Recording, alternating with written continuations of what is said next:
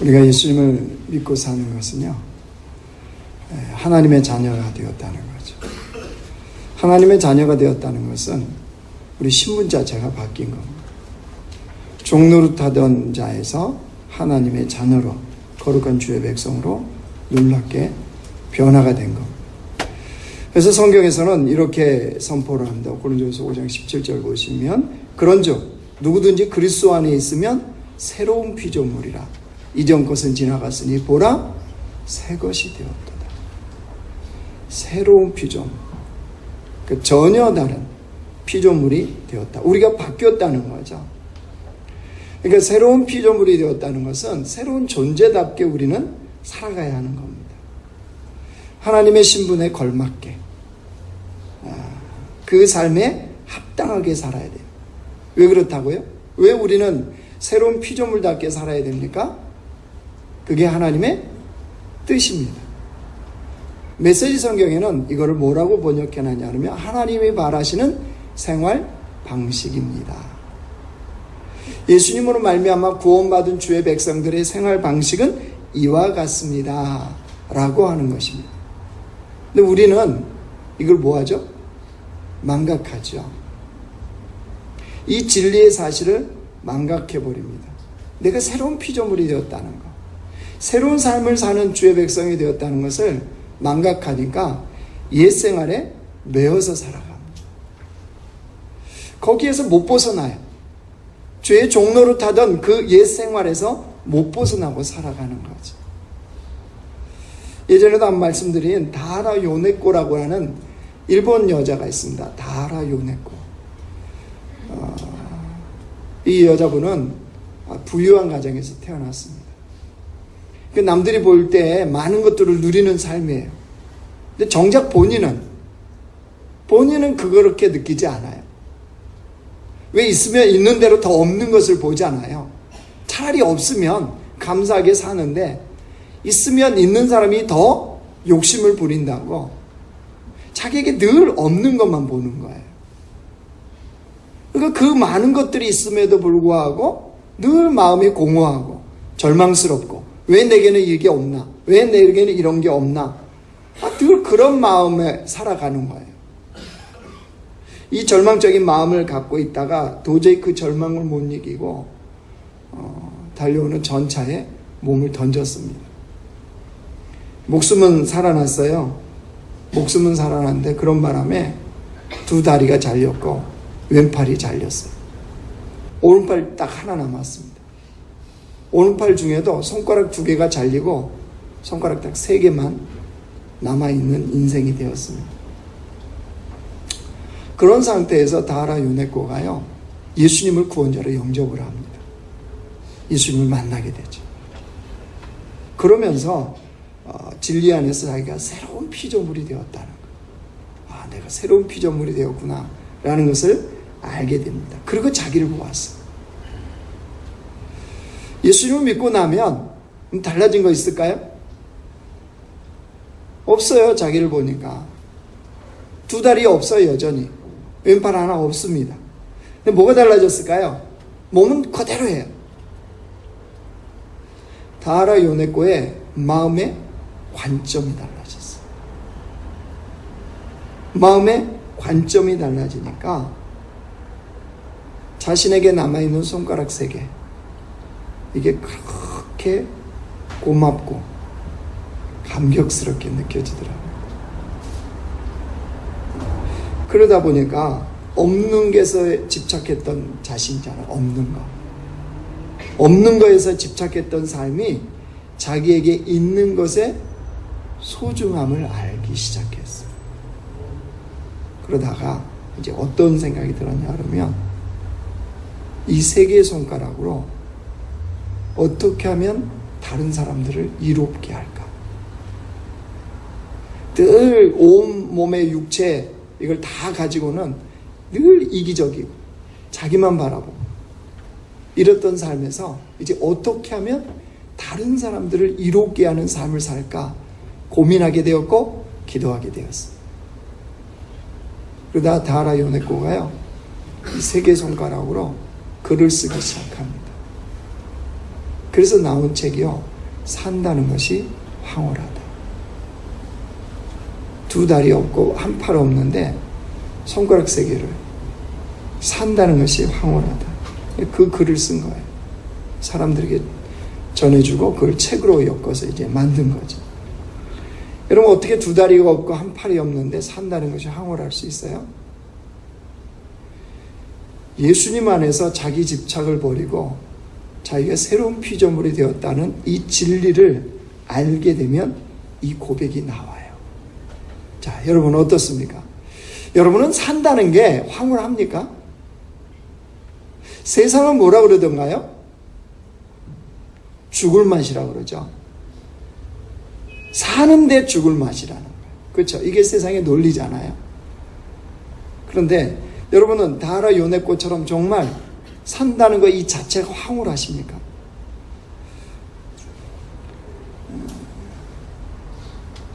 여러분 정말 새로운 피조물답게 생활 방식이 우리 삶에 이루어지고 있어요. 자, 오늘 본문을 통해서 우리 자신을 좀 비춰봅시다. 데살로니가 전서는요, 사도 바울이 데살로니가 교회 성도들에게 편지하는 겁니다. 그래서 권면하는 건데 오늘 본문에 특별히 하나님의 백성들에게는 하나님이 바라시는 생활 방식이 있다는 거예요. 왜? 예수님으로 말미암아 새로운 존재가 되었기 때문에 새로운 존재에 합당한 생활 방식이 있다는 거예요. 그게 뭐냐면요, 첫 번째 보시죠. 16절 같이 읽어요. 시작. 항상 기뻐하라. 여러분 기뻐하는 삶 가능해요? 불가능해요? 이제 질문에 젖어들어서 이게 답을 이제 못 하시는군요. 그렇죠. 우리가 기뻐하는 거 가능해요? 가능해요? 가능하죠. 저희 아내가 이것도 그만하라고. 식상하다고. 저희 아내는요, 제 설교의 킬러예요, 킬러. 지난주에도 한번 싸울 뻔했어요. 뭐 깊이 생각하는 거 그거야 개인적으로 할 수 있지만 그게 뭐 설교가 될 수 있어. 지난주에 네가 해라 그랬어요. 네가 해라. 그러니까 여러분이 목사님 뭐 그게 안 해도 돼요. 그 여자분이 다 얘기해요. 걱정하지 마세요.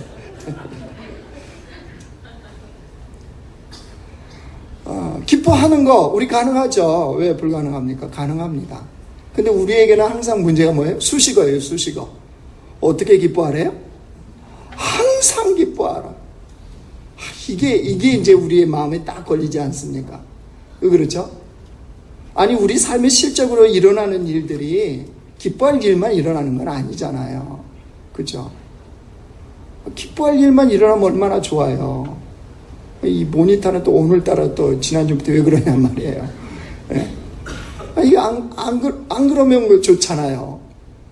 기뻐할 일만 일어나는 건 아니에요. 무슨 말이냐면 우리의 환경과 여건이 늘 내가 원하는 대로 되어지는 건 아니잖아요. 우리 삶이. 그런데 어떻게 항상 기뻐하냐 말이에요. 내가 원하는 거에 대해서는 기뻐할 수 있는데 원치 않는 것에 대해서 어떻게 기뻐하냐는 거예요. 이 말씀은 도대체 무슨 의미일까요? 항상 기뻐하라는 것은 여러분 벌어진 환경과 그 여건은 우리가 어찌할 수 없어도 그 벌어진 환경과 여건에 대한 나의 마음은 어떻습니까? 내가 선택할 수 있잖아요. 그죠? 기뻐할 수 있잖아요. 그렇게 그게 설교야 라고 얘기를 들었을 때 그것도 마트에 올라가면서 뭐예요? 에스컬레이터 있잖아요. 그거 타고 올라가면서 그랬거든요. 두 마음에요. 미룰까? 겸손하게 감사하다 그럴까? 선택은 누구한테 달린 거예요? 저한테 달린 거예요. 저한테. 그러니까 그런 이야기를 했을 때 반응은 나의 선택이잖아요. 즉 저의 마음은 제가 통제 가능하잖아요. 그 말씀이에요. 그 말씀. 그러니까 벌어진 환경과 여건 상황에 내가 기뻐하는 것은 나의 마음의 선택이라는 거예요. 주님은 그걸 하라는 거예요. 그거. 자, 그런 삶이 가능하냐고요? 여러분 우리나라 골프는 참 잘해요. 그렇죠? 특별히 여자분들이 지금은 이제 여자 세상이 됐는데 LPGA인가? 프로 골프 있잖아요. 자, 이제 좀 그렇다며요. 하도 한국 선수들이 이 톱에 다 들어가 있으니까 이게 도대체 세계적인 게임인데 하면 뻑 하면 여자분들이 무서워. 여자분들은 그래서 좀 적당히 져주기도 해야 되는데 이게 그 선수 중에 하나가 누구냐 그러면 신지혜 선수예요. 신지혜. 이 신지혜 선수가요, 중학생 때 가장에 큰 어려움을 당했다 합니다.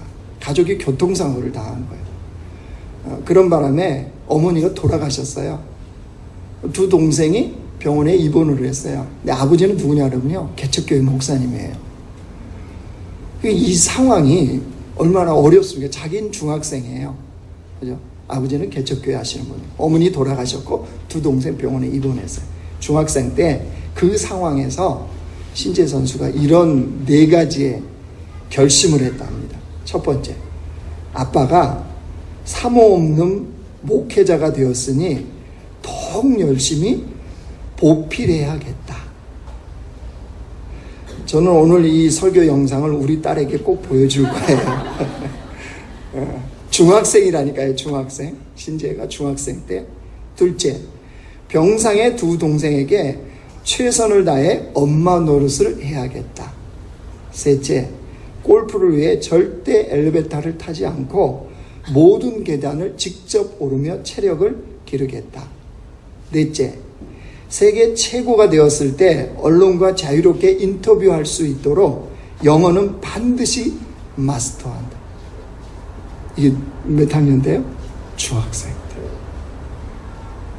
신지혜 선수, 이런 신지혜 선수가 2008년에요. 브리시티 오픈 골프 대회에서 최연소로 우승을 합니다. 그래서 이제 우리에게 더 알려졌고, 그 우승할 때 이게 이제 신문에, 특별히 국민일보에 이 내용이 실렸어요. 제가 그때 이 봤는데 신지혜 선수의 별명이 미소천사래요. 미소천사. 근데 제가 할 말은 여기에 4가지 결심이 아니고 요 이야기 때문에 한 겁니다. 그녀가 뭐라고 그러냐면요, 인생에서 이미 내게 벌어진 일은 오직 한 장의 카드에 불과하다. 내 안에 또 다른 9장의 히든 카드가 존재하고 내게는 그 카드들 중 어떤 것을 뽑아들 수 있는 자유가 존재한다. 그 어려움은 자기 인생에서 한 장의 카드에 불과하다는 거예요. 그러면 내가 다른 카드, 그거에 대한 반응에 다른 카드는 9장이 남아있다는 거예요. 그걸 자기는 뽑아들겠다는 거죠. 어떻게 이렇게 가능하죠? 항상 기뻐하는 것을 내가 선택할 수 있다는 것을 아는 주의 백성들은 이 고백이 가능하죠. 여러분, 항상 기뻐하는 것과 범사에 감사하는 삶은 무슨 연관이 있을까요? 항상 기뻐하는 것과 감사는 도대체 무슨 연관이 있을까요? 여러분, 이 항상 기뻐하라는 이 기쁨이라는 단어의 어근과요, 범사에 감사라는 이 감사의 단어의 어근이 같습니다. 헬라어로 카르라는 단어의 어근에서 이 단어가 동일하게 왔습니다. 무슨, 우리에게 뭘 말해줍니까? 사실 우리가 항상 기뻐할 때 내 삶의 범사가 감사가 되어지는 거예요. 여러분, 아침에 눈을 뜰 때 어떤 마음으로 아침에 눈을 뜨십니까?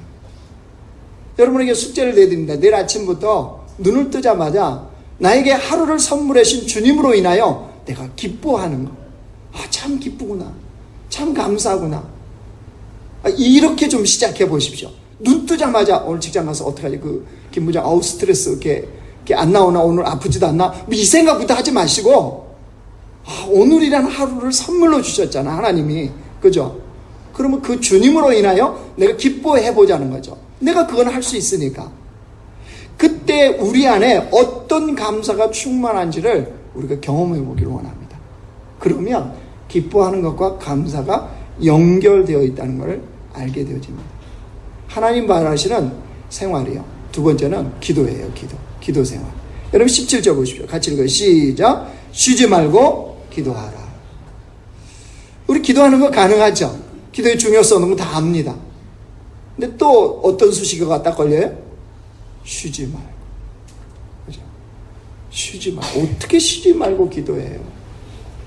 우리 영성일기 그 예전에 했는데 안 하잖아요. 왜 안 하죠?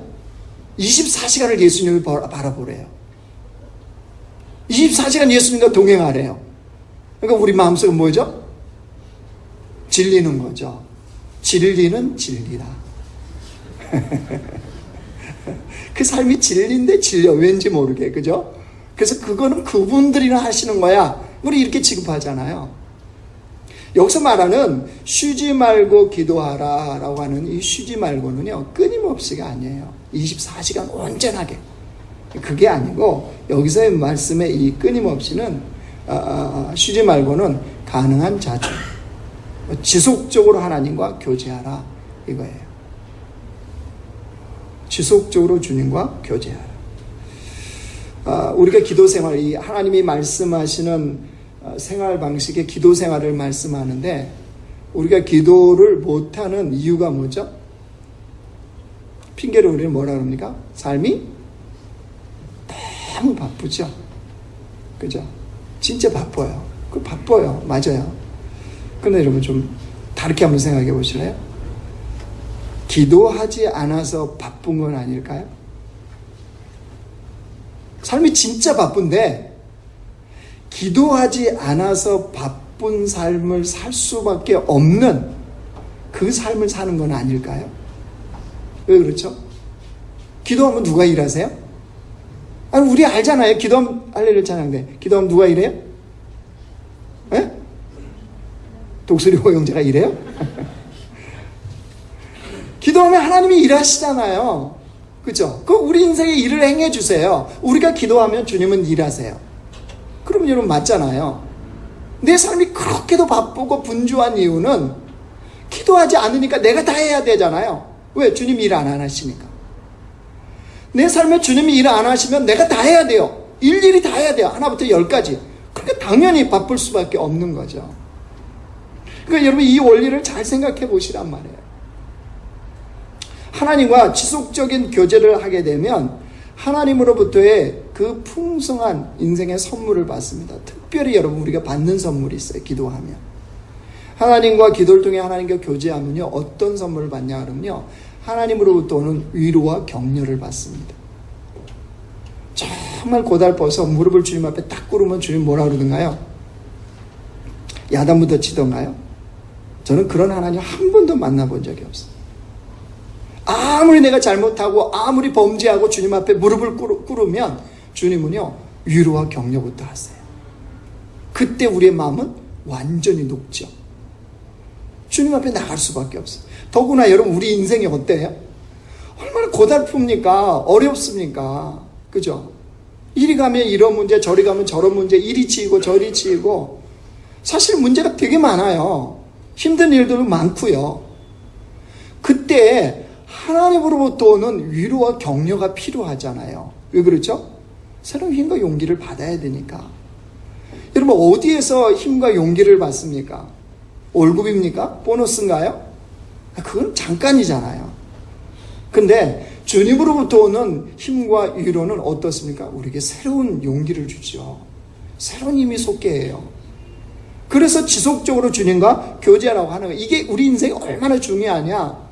마이클 잭슨이요. 자신의 삶을 통해서 이런 걸 우리에게 보여줘요. 마이클 잭슨은 2009년도 6월 26일 날 약물 때문에 죽습니다. 아시죠? 팝의 황제였던 마이클 잭슨. 마이클 잭슨을요, 저희 딸도 알더라고요. 신기하죠? 저희야 뭐 이렇게 뒤로 이렇게 간 거 제가 잘만 하면 한번 보여드리겠는데 할 수가 없어서 딸도 알아요. 그래서 너 어떻게 하냐 그랬더니 요즘은 이게 기술이 워낙 발달해갖고 죽은 사람들도 무대에 나와요. 역시 일부랑 여러분 똑같군요. 말씀과 기도에만 전무해서 기술이 그런 기술이 있는지를 몰라. 마이클 잭슨이요 요즘 공연을 해요. 다 만들어내요. 표정, 말 이런 걸 다. 그래서 무대에 나와요 그가. 그래서 우리 딸도 잘 알더라고요. 그래서 시대가 그런 시대가 됐구나. 필라만 신는 게 아니고 이런 것도 아는구나. 그런데 마이클 잭슨이 살아있을 때요, 한 쇼에 나왔어요. 자기 아버지에 대해서 얘기하는 거예요. 아버지가 워낙 엄하고 워낙 아버지가 무서웠대요. 자녀들을 키울 때 혁대이죠, 혁대. 혁대를 들고 똑바로 못하면 때리겠다고. 그러니까 아버지에 대한 공포와 무서움이 아버지만 보면 이렇게 너무나 긴장되니까 토할 것 같은 왜 그 마음 있잖아. 그게 아버지에 대한 분노와 증오로 바뀌었어요. 성인이 되어서도요, 아버지가 그렇게 싫은 거예요. 정말 아버지가 싫어. 그래가지고 실제 이제 마이클 잭슨이 죽었는데 이게 유산 문제를 미리 아마 얘기를 해놨는지 가족들에게 다 분배가 됐어요. 그 많은 유산들이. 근데 아버지에게는요, 단 한 푼도 안 남겼어요. 마이클 잭슨이 성형 중독인 건 아시죠? 껍질을 벗긴다, 뭐 어떻게 한다, 뭐 그죠? 얼굴이 뭐 어떻게 했잖아요. 왜 그가 성형 중독에 걸린 줄 아십니까? 그것 때문에 이제 사실은 사망한 거거든요. 마이클 잭슨이 자신이 성형 중독에 걸린 이유를 아버지를 닮기 싫어서 이렇게 얘기합니다. 그러니까 외적으로 보면 얼마나 성공한 사람입니까? 근데 그 내면은요, 결코 성공한 사람이 아니라 그 상처로 불행한 인생을 살 수밖에 없어요. 만약에 마이클 잭슨이 지속적인 하나님과 교제를 통해서 주님으로부터 오는 그 풍성한 위로와 그 풍성한 격려를 받았다면 어떻게 되었을까요? 삶이 달라지지 않았을까요? 바뀌지 않았을까요? 여러분, 그러면 왜 지속적인 하나님과의 교제와 감사는 무슨 관계가 있냐? 하나님과 지속적인 교제를 하게 되면 왜 감사한 삶이 나오냐 그러면요, 우리의 관점이 달라져요. 해석이 달라져요. 그 상황에 대한, 그 환경에 대한 해석이 달라져요. 왜? 주님의 관점으로 보게 되니까요. 주님의 관점으로 보게 되니까 그것을 통해서 뭘 깨닫죠? 하나님의 뜻을. 왜 이 상황을 내게 허락하셨는지, 이 상황을 통해서 무엇을 하려고 하시는지에 대한 주님의 관점, 주님의 뜻이 깨달아지니까 당연히 뭐예요? 감사로 연결될 수밖에 없게 되는 거예요. 그래서 자, 정리하고 넘어갑니다. 하나님 말하시는 생활 방식 첫 번째 뭐예요? 기뻐하는 거예요. 기뻐. 항상 기뻐하는 거예요. 그죠? 그게 감사로 연결돼요. 두 번째 뭐라고요? 기도 생활이요. 쉬지 말고 기도하는 삶이 뭐로요? 감사로 연결된다고요. 자, 옆에 사람 보고 얘기해 줍시다. 항상 기뻐하라. 시작. 쉬지 말고 기도하라. 그러면 세 번째가 감사 생활이에요. 감사 생활. 새로 우리에게 주님이 바라시는 생활 방식의 감사 생활. 18절 보세요. 같이 읽어. 시작. 범사에 감사하라. 이것이 그리스도 예수 안에서 너를 향하신 하나님의 뜻이니라. 자, 오늘 다 본문은 감사하라. 이거 할 수 있어요. 그렇죠? 근데 또 앞에 수식어가 뭐예요? 범사에. 이게 또 딱 걸리죠. 여러분, 이 범사라는 것은 잘 기억하십시오. 모든 일이에요. 모든 일에. 내가 원하는 일이든 원치 않는 일이든, 그죠? 내가 바라는 일이든 바라지 않는 일이든, 내 삶에 벌어진 모든 일에 감사라는 거예요. 여러분, 범사로 인해, 범사로 대해 감사하라 이렇게 말씀하지 않았어요. 그죠? 내가 원하는 것이 이루어지면 감사, 원치 않은 것이 이루어지면 감사하지 않고. 지난주에 우리 감사원금 봉투 썼잖아요. 그죠? 제가 약간 실망했어요. 여러분한테. 한 20명, 30명밖에 안 쓰셨어요. 나머지 분들은 그냥 내셨어요. 제가 만약에 하나님이라면, 하나님이 아니어서 다행인 줄 아십시오. 하나님이라면 헌금 다 돌려줬을 거예요. 그냥 다. 물론 마음으로 하셨겠죠. 마음으로 하셨겠는데 표현되지 않는 사랑은 사랑이에요, 아니에요? 갑자기 또 얼음 되세요? 그래도 감사해요. 막 넘치도록 하셨어요, 여러분. 넘치도록 하셔서 저는 돈만 보였어요. 감사가 보여야 되는데. 근데 뭘 얘기하려고 그러냐면요. 그러니까 내년에 또 그렇게 하세요. 누가 이기나 봐요. 제가 헌금 봉투를 좀 달라고 그랬어요. 제 정부에. 보려고요, 좀. 어떤 감사들이 있나, 이렇게 좀, 자세히 안 봤으니까 걱정하지 마세요. 이렇게 쑥쑥 훑으면서 봤습니다. 근데 여러분, 진짜 감사는 내가 원치 않는 일들이요. 내가 정말 힘겹게 생각하는 일들. 이것들에 대해서 감사할 수 있는 사람이 진짜 감사해요. 내 인생에 참 이렇게 지금 어려움을 당하고 있는데 그거 참 감사다. 왜 그렇죠? 그냥 무슨 긍정의 생각인가요? 아니요, 그렇지 않죠. 그건 하나님 때문에 하는 거잖아요. 하나님 때문에. 하나님 때문에 그렇게 감사하는 거예요. 그래서 여러분, 내년에 또 할 건데, 그죠? 그때는 좀 관점이 좀 다른 감사가 있기를 원합니다. 집을 사서 감사합니다. 자동차가 새 거에 감사합니다. 건강해서 감사합니다. 자녀가 어떻게 해서 감사합니다. 이 가정이면, 이거, 그거 말고 그건 다 할 수 있잖아요. 그죠? 세상 사람들도 해요. 일 잘 풀리면 감사하고.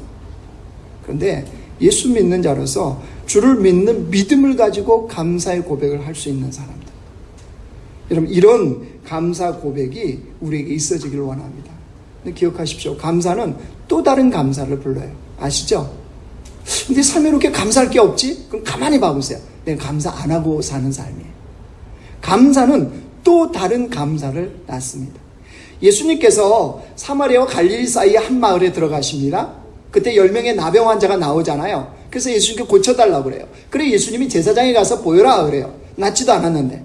근데 10명이 나병 환자가 예수님 말씀에 순종해서 제사장에게 가다가 다 나음을 받죠. 그런데 9은 그대로 가버렸는데 한 명 사마리아 사람이 돌아오잖아요. 돌아와서 예수님께 감사를 합니다. 그 발 아래 엎드려 감사를 해요. 그러자 어떤 감사가 또 나타나요? 누가복음 17장에 보면요. 그에게 이르시되 일어나라. 내 믿음이 너를 구원하였느냐 하시니라. 육체의 나병만 나은 게 아니라 또 어떤 거예요? 영혼이요, 영혼. 영원히 구원받는 그 은혜가 임한 거예요. 그래서 감사는 또 다른 감사를 낳아요. 아멘? 이 교육을 해야 돼. 옆에 사람 보고. 감사는 또 다른 감사를 낳습니다. 시작. 얘기해 줍시다. 감사합니다. 뭐가요? 내 옆에 앉아주셔서. 그죠? 감사합니다. 왜요? 제 설교를 듣고 있으셔서. 그죠?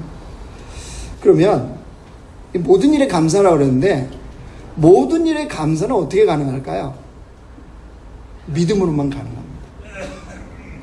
모든 일에 감사는 믿음으로 가능해요. 무슨 말이에요? 자, 내가 원하는 일, 원치 않는 일, 이거 두 개로 구분한다면 원하는 일에 대해서는 얼마든지 감사하죠. 근데 원치 않는 일은 어떠세요? 원치 않는 일. 우리 본성적으로 원치 않는 일은 감사가 안 되어집니다.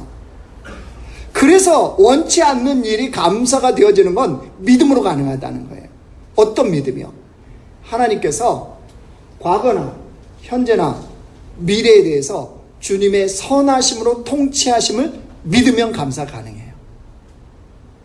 과거에도 내 인생에 선하시고 현재도 주님은 선하시고 미래도 선하심. 그래서 모든 것이 합력하여 하나님의 뜻을 이루는, 모든 것이 합력하여 선을 이루니라 할 때 그 선, 하나님의 뜻을 이루시는 하나님을 믿으면 감사가 가능해요. 그러니까 원치 않는 현재의 일을 통해서도 하나님은 하나님의 일을 이루어 가시는 거예요. 근데 주님은 우리에게 뭘 주기를 원하세요? 가장 좋은 거 주기 원하시잖아요. 맞아요? 아니, 우리 하나님은 우리의 가장 좋은 걸 주고 싶어 하세요. 근데 그 주님 뭐래요? 범사에 감사하라는 것은 뭐예요? 가장 좋은 삶을 살게 하시고자 말씀하시는 거예요. 그걸 뭘로? 믿음으로 받아들이고 감사하는 거예요. 그러니까 하나님이 그 원치 않는 일 자체도 주의 선하심으로 통치해 가고 계시거든요. 이걸 믿으세요? 아멘. 당연히 그렇습니다. 예. 그러니까 감사가 되어지죠. 제 인생의 감사의 기둥 중에 하나가 우리 따님이시잖아요. 얼마나 감사한지 몰라요. 나의 점수를 다 보게 해주시는 그분. 그분이 아니었다면 내가 거룩한 척하고 그런 줄 알았겠죠. 근데 아니거든요. 얼마나 아주 좋으신 분이지 몰라.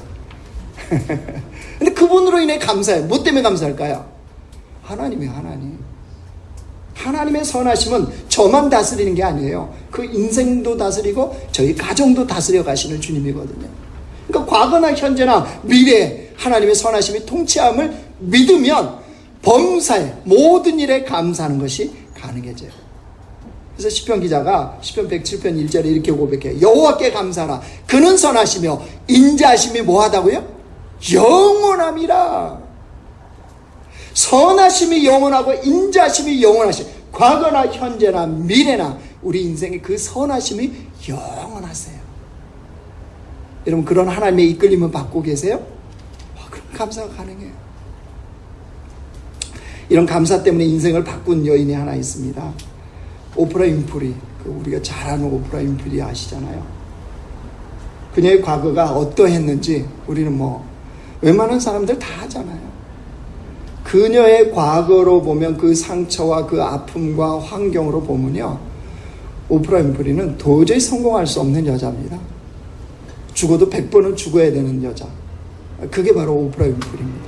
그런데 오프라 윈프리는 지금 어떻게 돼 있어요? 신뢰받고 존경받는 여성입니다. 아시죠? 그녀가 뭘 먹었다?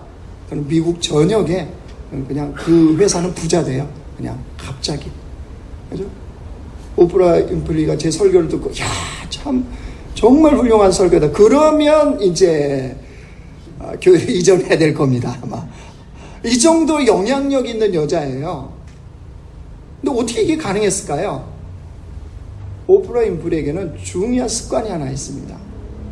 매일매일 감사 노트에 감사 일기를 쓰는 습관이 있대요. 매일 이렇게 일기 쓰는 것처럼 하루에 5가지의 감사를 자기의 그 노트에 쓰는 거예요. 엄청난 거 쓰는 게 아니라 소소한 거 쓰는 거예요. 그 아침에 일어났더니 오늘 공기가 굉장히 좋다. 그러면 이 공기를 좋게 해주신 하나님께 참 감사하다. 그런 거 쓰는 거 소소하게. 뭔 사건이 일어나서가 아니고 자기의 삶의 소소한 일들을 감사를 해서 5가지씩을 매일 쓰는 거예요. 근데 이런 인생의 이 감사의 기록을 통해요, 자기가 깨닫는 바가 있다는 거예요. 그게 자기의 삶의 에너지가 되었고, 성공한 삶을 향해서 달려갈 수 있는 일이 되었다는 거예요. 자기가 그걸 쓰면서 뭘 깨달았냐 그러면, 인생에서 진짜 소중한 게 뭐냐, 내 인생이 진짜 소중한 게 뭐냐, 이거를 늘 뭐 한다는 거예요? 비춰보고 깨닫는 거예요. 사실 성공해서 성공을 달려가면 거기에 묻히기 쉽잖아요. 그죠? 돈을 추구해서 돈이 벌려서 돈을 보면 어떤 일이 벌어져요? 여러분 만약에 한 30억 주어졌다 만족할까요? 아니 여러분 30억 있으면 죽을 때까지 좀 쓸 수 있지 않아요? 1억씩 쓰시면 30년은 더 사시려고요? 좀 더 사셔야 되구나. 50억은 있으면 되겠네요. 그렇죠? 1년에 1억씩 쓰면 50년은 쓸 수 있잖아요. 그럼 여러분 50억을 가지면 인생에 진짜 중요한 것을 생각하며 그 인생을 살까요? 아니면 돈에 묻혀 살까요? 돈에 묻혀 삽니다. 100이면 100 다 그렇습니다. 오프라 윈프리도 예외가 아니겠죠. 근데 이 감사 노트를 쓰면서 진짜 인생에 중요한 것이 무엇인지를 하나님 앞에 다시 생각하는 거예요. 그리고 또 하나요, 삶의 초점을 어디에 맞춰야 되냐, 성공이냐, 진짜 소중한 것에 삶의 초점을 맞춰야 되냐, 이거를 늘 깨닫게 된다는 거예요. 그게 결국 자기의 삶의 에너지가 되어서 오늘날의 감사의 습관, 이 노트를 쓰는 사람이 됐다는 거예요. 여러분 말씀을 정리하겠습니다. 여러분 우리 모두는 예수님으로 인해서 구원받은 주의 백성, 즉 주님 안에서 새로운 피조물이 되었습니다. 그러면 그런 피조물답게 우리의 삶을 살아야 되지 않겠습니까? 좀 예수 믿는 자들의 삶이 범사에 감사라고 그랬는데 좀 감사로 물들어야 되지 않겠습니까? 우리의 세포 하나하나마다 주로 인하여 감사는 무언 환경과 여건이 아니고 주님 때문에 감사하는, 그 주님 때문에 내 세포 하나하나가 감사로 춤출 수 있는 그런 백성이 되어야 되지 않겠습니까? 왜냐하면 주님께서 우리를 그런 존재로 바꿔놓으셨으니까요. 그래서 이런 생활 방식을 살기 위해서 주님이 뭐라고 그랬어요? 항상 기뻐함으로 감사하고, 쉬지 말고 기도함으로 감사하고, 범사에 모든 일에 감사하는 주의 백성으로. 주님이 원하시는 건 뭘까요? 이렇게 살아서, 그런 생활 방식으로 살아서 뭘 원하실까요? 우리가 진짜 주님 때문에 행복해지길 원하세요. 진짜 주님 때문에 우리의 삶이 풍성해지길 원하세요. 주님은 그걸 맛보고 천국에 오라는 거예요. 여러분, 우리가 그런 삶으로 주님 앞에 살아가는 복된 주의 백성들 되시길 주의 이름으로 축원합니다.